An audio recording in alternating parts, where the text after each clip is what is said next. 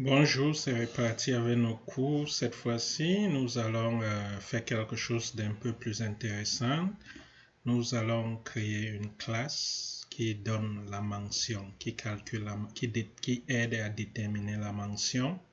Nous allons tester cette classe et ensuite, nous allons créer une autre classe qui va utiliser ou qui va hériter des méthodes de la classe qui déterminent la mention d'un étudiant. Donc, ça va faire certains petits calculs et ça va déterminer la mention de l'étudiant. Alors, sans plus tarder, on va aller directement. Je vais cliquer à droite, prendre New Java Class et je vais lui donner le nom de mention. Donc, ça va m'aider à déterminer la mention d'un étudiant. Et je vais faire partie de toutes ces conneries. Et tout de suite, je vais créer une variable appelée score. Et ensuite, je vais créer une méthode que nous allons utiliser appelée setScore. Alors, cette méthode setScore va aller chercher le score de l'étudiant. Donc, ça va aller chercher le score de l'étudiant. Alors, cette méthode nous aide à initialiser parce qu'ici, nous avons simplement déclaré la variable. Ici, ça nous permet d'initialiser cette variable. Et ensuite, nous allons maintenant créer une méthode qui nous permet de déterminer la mention de l'étudiant. Alors, tout de suite, j'ai créé getScore. getScore nous permet d'avoir le score. Donc, ici, on initialise le score. Ici, on peut aller chercher le score. Et ici, ça nous permet de déterminer la mention de l'étudiant. Vous voyez, j'utilise caractère. Caractère, c'est un type de variable. Comme il y a les types int, il y a les types double, il y a aussi les types char, qui est un caractère. Alors ici, on dit tout simplement si son score c'est cette variable ici.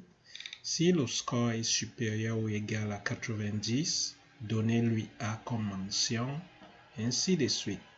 Okay? C'est ce que nous allons faire. Si on veut, on peut dire l'état mention. Faites ce que vous voulez et c'est parti. Donc, c'est tout avec cette classe. Ça nous permet simplement de déterminer la mention de l'étudiant. Maintenant, nous allons tester cette classe avant de l'utiliser, avant de permettre qu'une autre classe hérite. Nous allons créer une autre classe simplement pour tester. Alors, nous allons lui donner le nom. Donc, je clique à droite, je vais sur New, je prends Java Class. Je lui donne le nom mention test. Ça nous permet de tester la classe que nous venons de créer. Alors voilà la classe que nous venons de créer, mention test. Pour tester, vous savez que pour tester, on est obligé d'exécuter le programme. Et pour exécuter tout programme en Java, il faut toujours une classe main.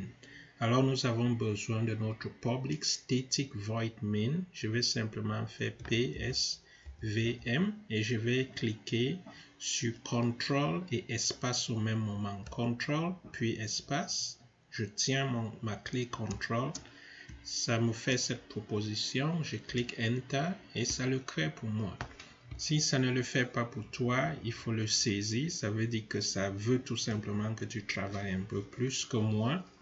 Et à l'intérieur de cette classe, je vais déclarer une variable donc je déclare une variable double test. Je dis variable to hold test score. Alors l'étudiant va donner le test du score ou le professeur et ça va l'aider à calculer. Alors sans plus tarder, on va aller créer notre objet scanner pour pouvoir prendre cette information de l'étudiant ou du professeur.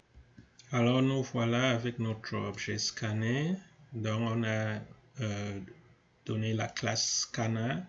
On donne la variable de type input et puis nous avons new scanner system in et pour cela on a besoin d'importer. On utilise import java util scanner parce que scanner c'est une classe qui se trouve dans ces paquets.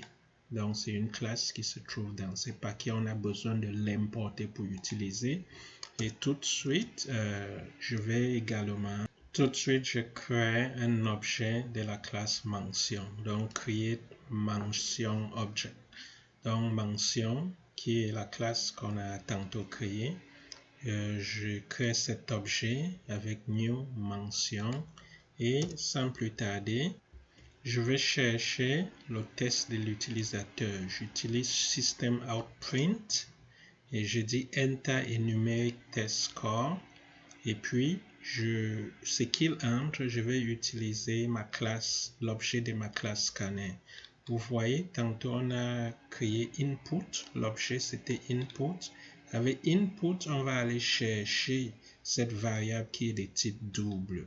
Ok, on a test score double, on l'a ici, et puis on le met dans cette variable. Cette variable avait été déclarée, maintenant nous l'avons initialisée. En d'autres termes, nous lui avons donné cette valeur.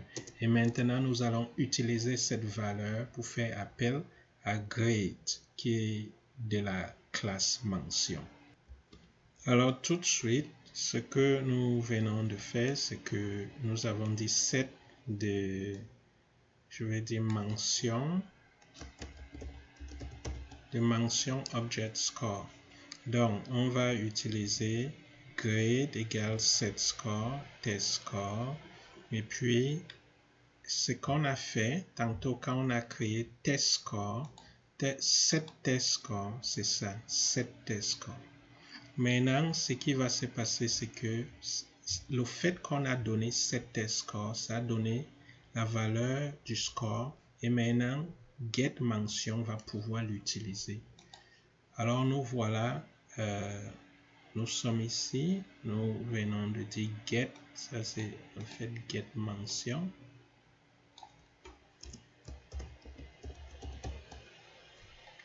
Alors, nous pouvons aller, grade, c'est l'objet de la classe mention. Nous pouvons utiliser grade pour utiliser set score et pour utiliser get mention.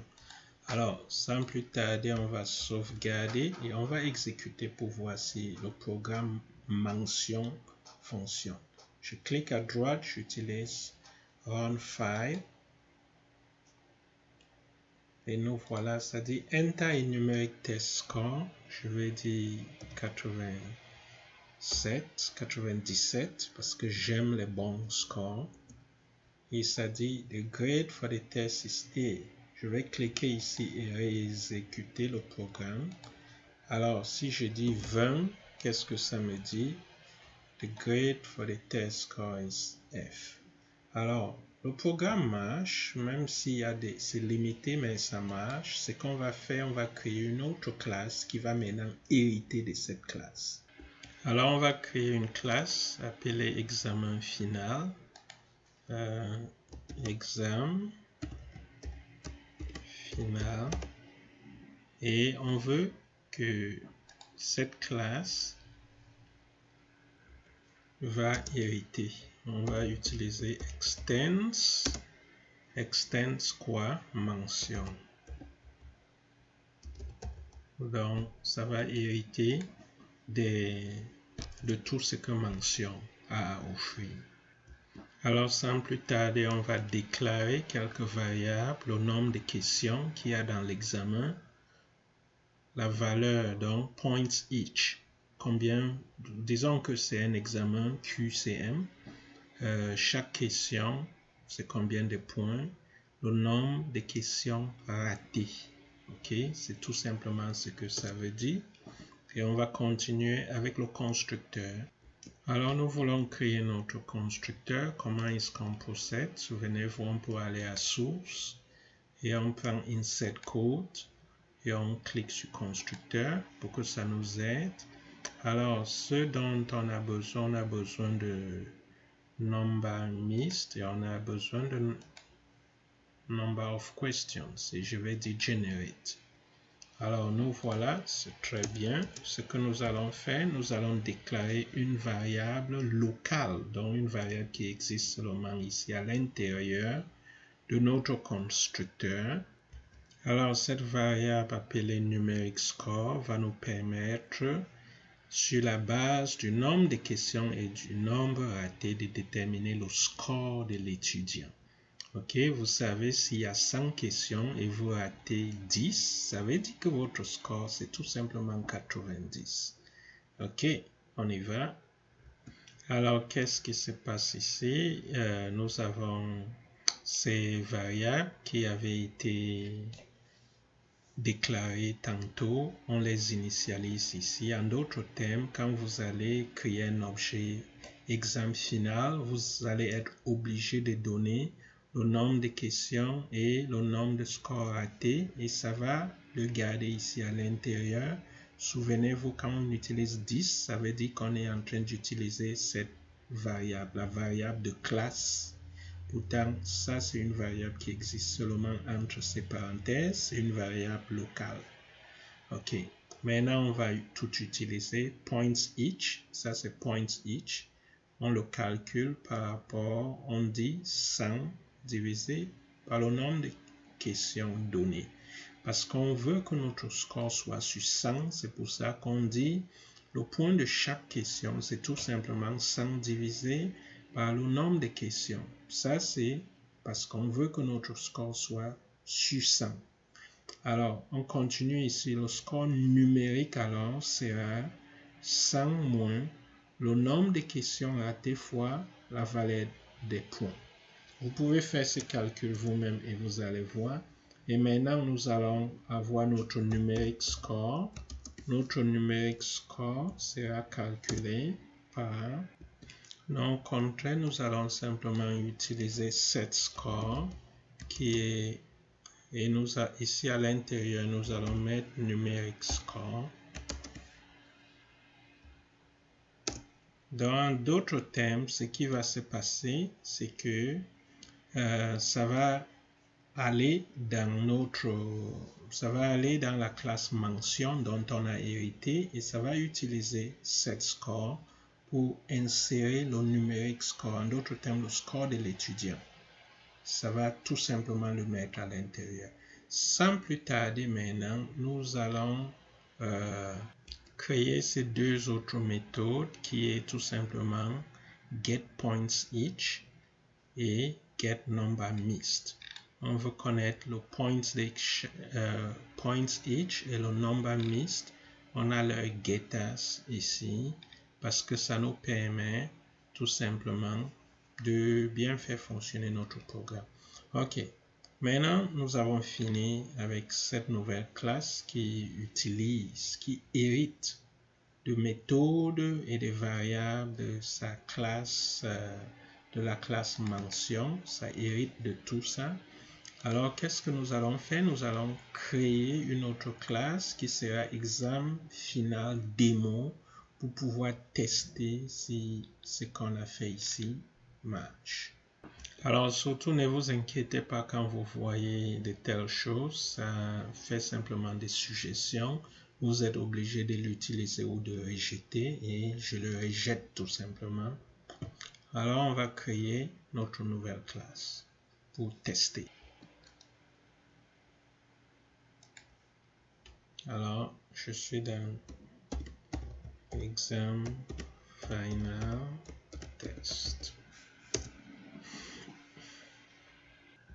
Alors, comme toujours, on a besoin de notre public static void pour pouvoir tester quoi que ce soit. Alors ici, nous allons déclarer deux variables sur la même ligne. Vous savez que c'est possible. On a le nombre de questions et le nombre de questions que l'étudiant a raté. Et sans plus tarder, nous allons créer notre objet scanner et aller chercher l'information du nombre de questions et le nombre de questions ratées par l'étudiant. Alors nous voilà avec scanner input new scanner system in et vous avez besoin d'importer la classe scanner utilisant import java util scanner et nous l'avons ici, nous avons créé l'objet input de cette classe et ici nous posons la question à l'utilisateur how many questions are on the exam. Nous utilisons cette variable pour pouvoir garder le nombre de questions. Nous posons how many questions did the student miss et nous utilisons nombre de questions ratées pour garder cette information. Et à partir de là, nous allons pouvoir utiliser ces informations. Nous venons d'initialiser nos variables déclarées. Nous allons pouvoir l'utiliser maintenant. Et pour ce faire, nous allons devoir créer un objet de exam final pour pouvoir l'utiliser. Et puis, je vais donner mon nom comme exam. Nous avons new exam final. J'aime beaucoup les raccourcis avec Ctrl Shift. Ça m'aide. Maintenant, ça me pose ces questions. Oui. Alors, quand nous voulons créer cet objet, étant donné que nous avons auparavant créé ces constructeurs vous obligent à donner le nombre de questions et le nombre raté. C'est ce que nous sommes en train de faire ici. Nombre de questions de l'examen et le nombre raté. Tout de suite, quand vous lui donnez cela, ça va faire ses calculs. Alors, quand on va vouloir tester, on va aller prendre cette information à l'aide du scanner et ça va nous permettre de le faire. Alors nous allons afficher nos résultats avec System.out.println. Each question counts this number of points. Donc, on va utiliser getPointsEach. GetPointsEach, ça vient de cette classe. Voilà, getPointsEach. Et nous allons également aller déclarer des exam score is. Nous allons donner le score de l'examen et nous allons donner la mention de l'examen. Le score et la mention, c'est les méthodes venant de cette classe qui ont été héritées. Alors, sans plus tarder, nous allons exécuter le programme pour voir s'il n'y a pas de problème.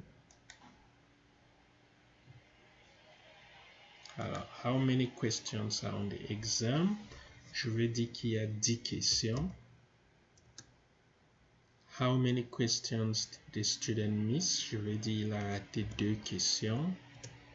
Alors, ça veut dire each question counts for 10. S'il y a 10 sur 100, ça veut dire chaque question vaut 10 points. Et s'il a raté 2, ça veut dire son score c'est 80 et sa grade c'est B. Alors, notre programme marche, on vient d'utiliser Inheritance, donc l'héritage, ici pour nous amuser. Ok, on se voit dans la prochaine leçon.